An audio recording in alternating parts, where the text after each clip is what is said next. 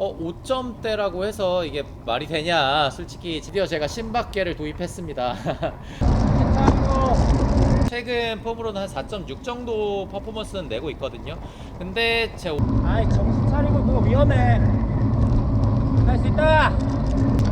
좀만 낮춰주세요.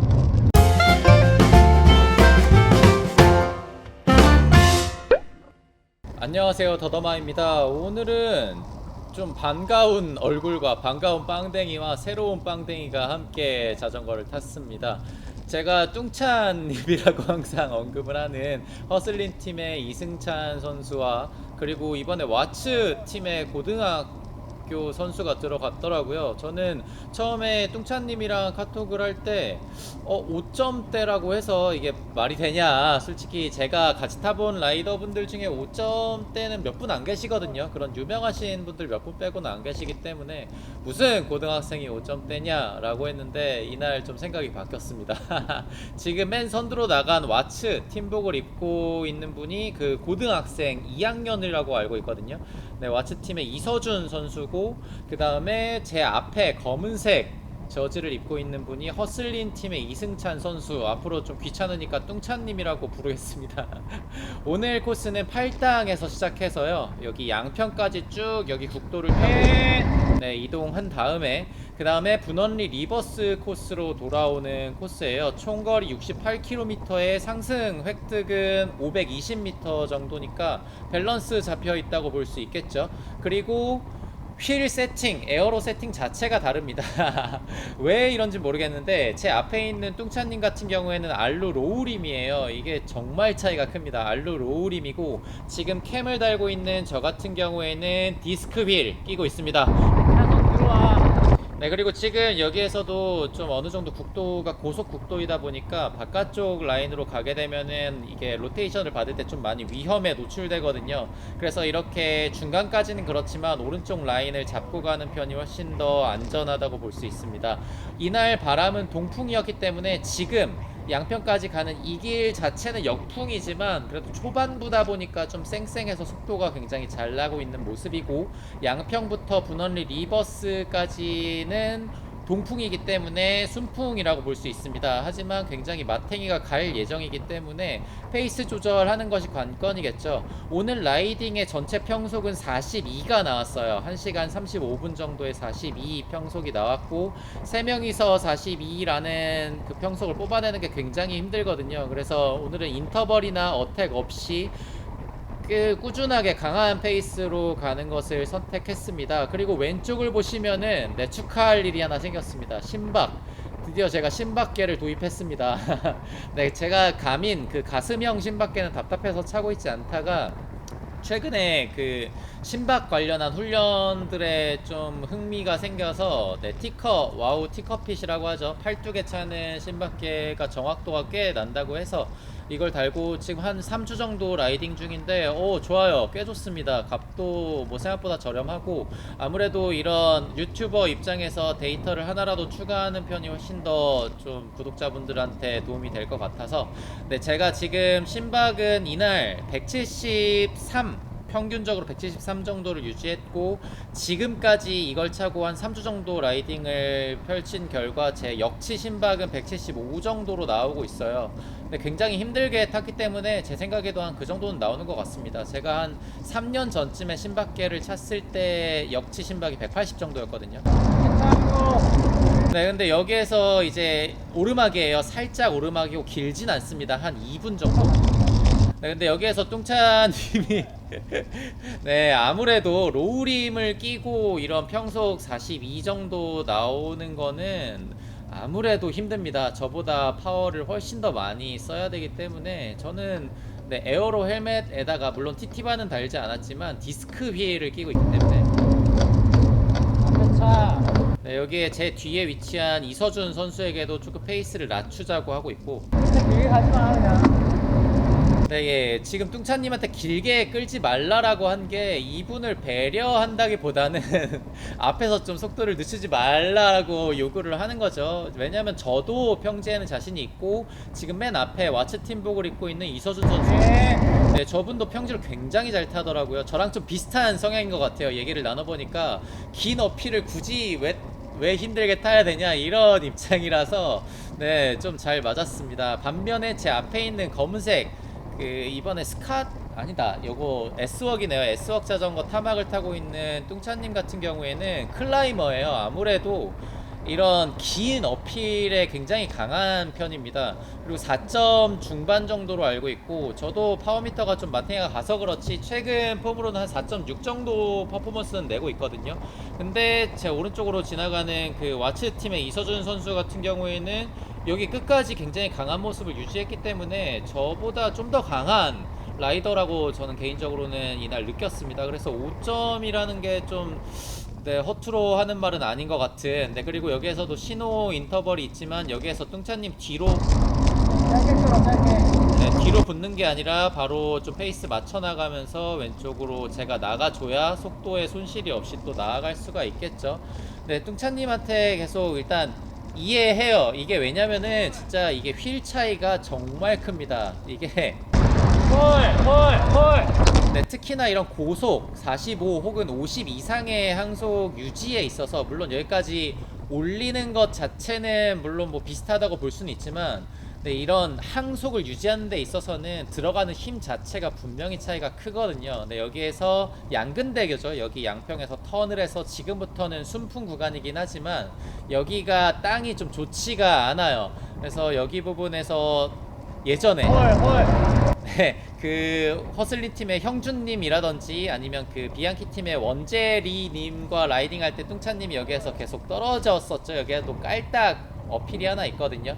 그래서 여기 구간에서 제가 좀 길게 끌더라도 페이스를 맞춰주면서 네, 이승찬 선수가 같이 갈 수 있게끔 하고 있고, 아, 이승찬 선수가 제 영상에서 제가 워낙 친하고 몇 년 동안 자전거를 같이 타서 이렇게 좀 이렇게 애정어린 그 단어로 뚱찬 이러면서 좀 놀리는 것 뿐이지 굉장히 강한 라이더고, 같이 라이딩을 하신 분들은 물론 아시겠지만 굉장히 매너도 좋고 또 힘이 남으면은 적극적으로 이렇게 리딩도 많이 해서 좀 인기가 좋은 편입니다. 근데 제 영상을 본 한 구독자 분께서 이승찬 선수에게 좀 이렇게 뭔가 만만하게 여기셨나봐요. 그래서 좀 같이 라이딩을 하자 이런 식으로 좀 도발을 하셨다가 좀 큰 코 다치셨다는 분도 뭐 이렇게 전에 들려오고 있습니다. 지금 그림자를 보시면은 제가 디스크 휠을 끼고 있는 걸 볼 수가 있죠. 그래서 여기 깔딱에서 어느 정도 리딩을 마치고 이제 이서준 선수에게 턴을 넘겼고, 이제 여기 깔딱만 넘어서면은 이제 분원리 리버스 구간이 좀 관건이죠.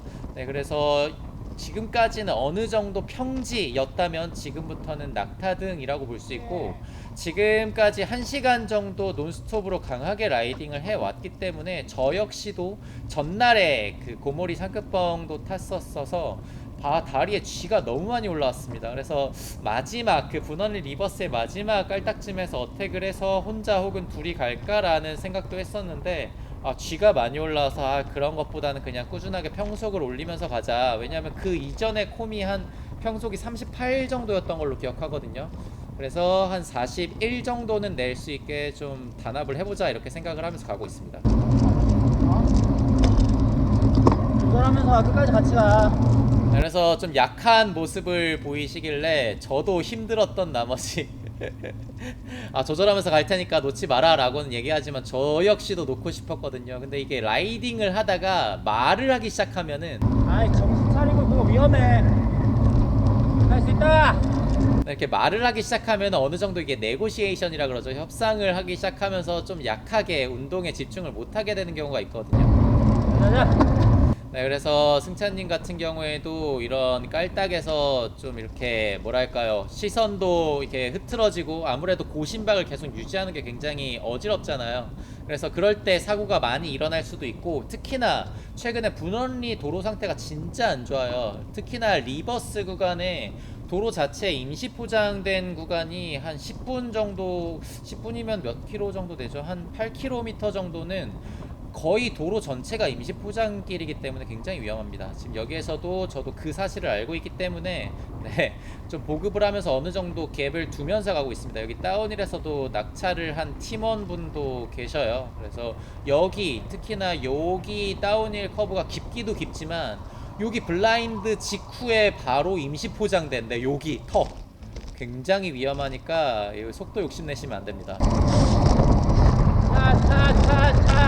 네, 항상 다운힐이나 커브길은 항상 조심하시고, 뭐 어차피 속도 내는 거는 뭐 이런 깔딱 낙타등이라든지 아니면 평지에서 얼마든지 속도를 낼 수가 있으니까. 네, 여기에서부터 이제 승찬님 다리 상태가 좀 돌아오는 것 같더라고요. 그래서 여기에서도 로테이션을 받나 했는데 역시나 이서준 선수가 네, 이런 여기에서도 케이던스 차이가 보이시죠? 이게 토크발이 진짜 장난이 아니더라고요. 지금 승찬님과 달리 굉장히 저 케이던스로 좀 꾹꾹 누르면서 댄싱을 하시는데 이게 속도가 굉장히 빨라요. 이게 높은 파워를 그 정도로 토크를 줄 수 있다는 뜻이거든요. 그래서 체형이 제 생각에는 뭐 클라이머 체형은 아니신 것 같은데 와, 평지를 진짜 잘 타셔서 사실 저랑 네, 여기에서 로테이션을 주게 되면은 물론 저는 승찬님보다 앞서서 나가서 코너에 진입할 수 있지만 승찬님이랑 제 뒤에 있는 이서준 선수랑 이제 라인이 겹쳐버려서 좀 많이 위험할 수가 있거든요. 그래서 로테이션을 넘길 때에는 이렇게 코너 진입 후에 탈출한 후에 로테이션을 하는 편이 훨씬 더 안전합니다. 네, 아까 말씀드리다 못한 게 저랑 로테이션을 평지에서 좀 강하게 갈 수 있는 분이 별로 없어요. 뭐 좀 자만한다고 말씀하실 수도 있는데 뭐 TT차라든지 뭐 TT바 뭐 이런 세팅이 아니고서야 네, 좀 초반에야 좀 같이 로테이션을 돌리겠지만 조금 한 10분, 20분 지나가면은 어느 정도 좀 제가 압도하는 경향이 좀 있거든요. 근데 끝까지 이서준 선수는 오히려 좀 더 강하게 로테이션을 받는 걸 보고 와, 이거 최소한 네, 최소한 4점 후반대다. 네, 이런 생각을 아니할 수가 없었습니다. 네, 보시면 오른쪽에 이런 임시 포장 도로가 정말 끝까지 이어져 가지고 이거 좀 분원리 특히나 리버스 구간에서 기록내는 건 좀 힘들지 않나.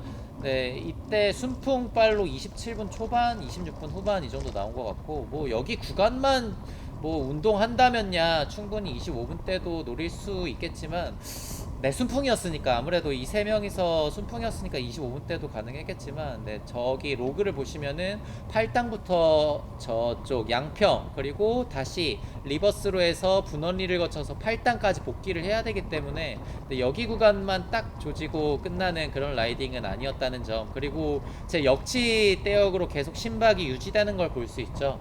제가 좀 제일 하이 심박이 193까지는 찍어요. 193까지니까 역치 대역이 한 175, 그러니까 그 아래 대역은 충분히 심박을 보면서 나는 아직 여유롭구나 이렇게 좀 생각을 할 수가 있으니까 어느 정도 멘탈 측면에서도 유지할 수가 있게 됩니다. 지금도 마찬가지로 지금 뭐 속도가 중요한 게 아니라 여기 파워 뒤에 드래프팅 할 때 파워 대역을 보시면은 이제 아무래도 승찬님 같은 경우에는 일단 점대에서도 살짝 비교적인 거니까요. 4점 지금 제가 알기로 지금 승찬님 피셜로 한 4.2, 4.3 정도라고는 하시는데 퍼포먼스 그런 어필 퍼포먼스 보면 4점 중반 정도는 내시는 것 같거든요. 근데 저도 마찬가지고 네, 여기에서 이제 로테이션을 넘기면서 가는데 이 분원리 같은 경우에는 이렇게 중침 하는 경우가 굉장히 많죠. 왜냐면 인기 코스이다 보니까. 근데 여기에서도 이제 갑자기 코너 블라인드 코너 다음에 이제 중침하는 차량이 있을 수가 있어요. 왜냐면 반대 차선에서도 이제 자전거를 피하려고 그렇게 하시는 거니까요, 배려하면서.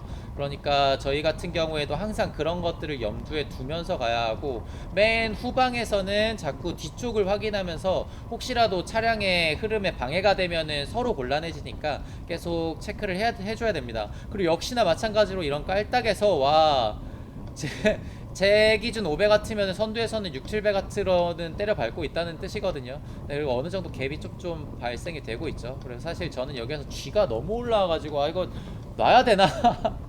이거 놓으면 안 되는데, 이거 뚱차님한테 이거 놀림 받으면 안 되는데. 네, 그리고 역시나 여기에서 이러면 안 됩니다. 여기에서 뚱차님이 거슬러 올라가려다가 바로 로테이션을 차리고.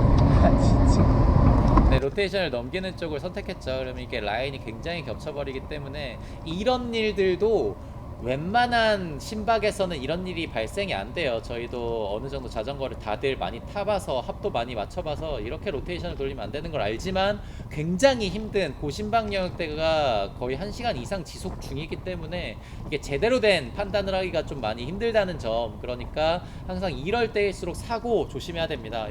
여기에서도 이제 거의 마지막, 네, 거의 마지막 깔딱이 존재하고 경사도가 굉장히 세죠. 한 14% 이상으로 깔딱이라서 여기 부분에서도 이제 승차님이 로테이션을 넘기고 제가 페이스 조절을 하면서 이제 어필해서 같이 붙여가는 편이 나은데, 왜냐면은 이렇게 떨구고 가버리면은 이게 남아있는 사람 입장에서는 좀 허탈한 감이 들거든요. 그러니까 네, 여기에서 네, 지금 로테이션을 넘겼는지 아니면 홀 때문인지 약간 애매하긴 하지만 여기 파워 대역을 보니까 일단 리딩을 본인이 하려는 것 같았지만 일단 제 선택은 우선 제가 앞서 나가면서 계속 뒤쪽을 확인하면서 이제 승찬님을 체킹하면서 가야겠죠. 그래야 좀 더 평속 유지할 수가 있고, 네, 지금 이제 거의 후반부가 나오니까 거의 이제 전우회가 생기는 거죠. 전우회가. 제가 논스톱 라이딩을 좋아하는 게 구간을 조지고 쉬고 구간 조지고 쉬고 이래버리면은 어차피 이따가 쉬니까. 네, 지금도 그림자를 보시면 계속 뒤를 확인하는 걸 볼 수 있습니다. 어차피 뭐 이렇게 붙였다 가는 거니까 좀 어느 정도 타협할 여지가 있는데 논스톱으로 가버리면은 서로 한 번 놔버리면 끝이니까. 차. 네, 끝인 걸 모두가 아니까 더 쥐어 짜낼 수 있는 서해. 네, 그런 장점이 있다고 볼 수 있고, 여기 분원리 구간 공사 구간이 거의 제 기억으로 한 2달째 계속 이어지더라고요. 뭘 하는지 잘 모르겠지만 홀. 네, 그런 건 잘 모르지만 위험한 건 확실합니다. 그러니까 항상 반대 차선의 차 이런 것도 항상 확인을 하시고, 이제 마지막에 마지막 깔딱이라고 볼 수가 있겠죠. 근데 여기에서 와 앞에 네, 이서준 선수가 이렇게 딱 치는데 이제 뚱찬님이 갭이 발생이 됩니다. 이렇게 됐을 때 야, 포기하지 말고 좀만 낮춰주세요. 네, 저는 이서준 선수에게 좀 낮춰달라는 표현을 합니다. 왜냐면은 제가 그냥 이승찬 선수를 앞서 나가서 저쪽 이서준 선수에게 붙는 선택을 한다면은 그냥 뒤를 쳐다보다가 그냥 둘이 가자 이렇게 될 수가 있는데, 네, 제가 이렇게 이승찬 선수 뒤쪽으로 위치하는 선택을 하게 되면은 이서준 선수 입장에서도 혼자 그냥 같이 기다렸다 가자 이런 식으로 선택을 할 수가 있기 때문에 네, 뭐 레이스에서도 마찬가지예요. 레이스에서도 마찬가지고. 자. 네, 이제 거의 마지막이다 보니까 이제 서로 화이팅을 외쳐줘야겠죠. 제 특이기도 합니다. 그냥 네, 입으로 자전거를 타는 네, 지금 보시면은 파워가 거의 거의 나오지 않는다는 걸 볼 수 있어요. 지금 상체도 그냥 아예 다 무너졌고 저 역시도 마찬가지고요. 이게 디스크 휠 낀 사람이랑 자전거 타보셨나요? 아니면 TT차랑 자전거 타보신 분들은 알 거예요. 이게 너무 차이가 많이 나서 제일 앞에서 리딩할 때도 그 속도를 받아주는 것도 어마어마한 파워를 써야 하고, 네. 그리고 제가 저같이 디스크 휠을 착용한 사람이 리딩할 때는 같은 파워 대비 속도가 더 잘 나오다 보니까 이게 드래프팅 할 때도 좀 손해를 많이 보거든요. 그러니까 이런 것들이 초반에야 괜찮지만 이게 점점 누적되면은 데미지가 장난이 아닙니다. 네, 그래서 일단 분원리 리버스 구간까지 마쳤고, 이제 거의 순풍 받아가면서 8단 구간에서는 뭐 역풍이더라도 속도가 굉장히 잘 나오는 코스죠. 그래서 이제부터는 평속을 확인하면서 여기까지 평속이 41 정도 나왔거든요. 이렇게 되면은 1만 더 올리자, 평속 42 한번 만들어 보자 이런 생각을 가지고 가고 있고, 와 역시 마찬가지로 이서준 선수의 강함에 대해서 계속 제가 언급을 하게 되는데, 네, 지금 거의 매뉴얼이죠. 로테이션 끝마친 다음에 이렇게 댄싱을 통해서 어느 정도 그 줄였던 이렇게 오른쪽 라인으로 빠지면서 이제 템포가 죽잖아요.